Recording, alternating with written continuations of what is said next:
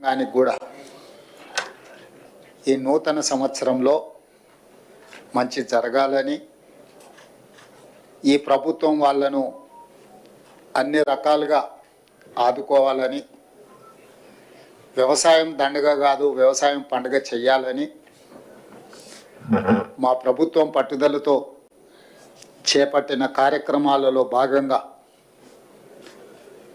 రైతు భరోసాకు సంబంధించి శాయశక్తుల ప్రతిపక్షాల నుంచి మొదలు పెడితే పత్రికల ప్రసార సాధనాల వరకు ఊహాగానాలు చేయడం,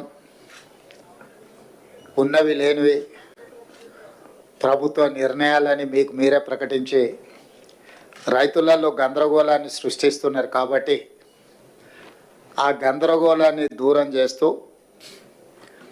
రైతులకు ఒక శుభవార్త వినిపించాలని ఈ మంత్రివర్గ సమావేశంలో సహచరులందరి సూచనల మేరకు ఈరోజు నిర్ణయం తీసుకోవడం జరిగింది. రైతు భరోసా కార్యక్రమంలో భాగంగా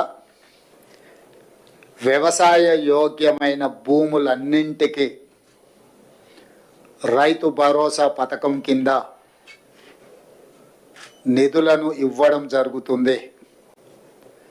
గత ప్రభుత్వం రైతు బంధు పథకంలో భాగంగా సంవత్సరానికి 10,000 ఇస్తే,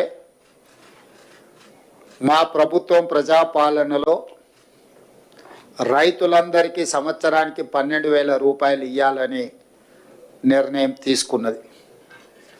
అదేవిధంగా భూమి ఉన్న రైతులకు రైతు భరోసా పథకం కింద వ్యవసాయ యోగ్యమైన ప్రతి ఎకరాకు 12,000 రూపాయలు ఇస్తున్నప్పుడు, తండాలలో గూడాలలో మారుమూల పల్లెల్లో ఉన్న భూమి లేని వ్యవసాయ రైతు కుటుంబాలు, భూమి లేకపోవడం ఒక శాపము, ప్రభుత్వం మమ్మల్ని ఆదుకోకపోవడము ఇంకొక శాపము అన్నట్టుగా పాదయాత్రల సందర్భంగా అటు భట్టి విక్రమార్క గారికి కానీ నాకు కానీ ఈ మధ్యకాలంలో మా మంత్రివర్గ సహచరులు పర్యటనలకు వెళ్ళినప్పుడు దృష్టికి తీసుకురావడం జరిగింది. అందుకే మా ప్రభుత్వం భూమి లేని వ్యవసాయ కుటుంబాలకు ప్రతి సంవత్సరానికి 12,000 రూపాయలు వాళ్ళకు కూడా ఇవ్వాలి, వాళ్ళు కూడా మన సమాజంలో మనలో భాగమే అని గుర్తించి ఈ పథకాన్ని అమలు చేయాలని నిర్ణయం తీసుకున్నది. ఈ పథకానికి ఇందిరమ్మ ఆత్మీయ భరోసా పథకం అని చెప్పి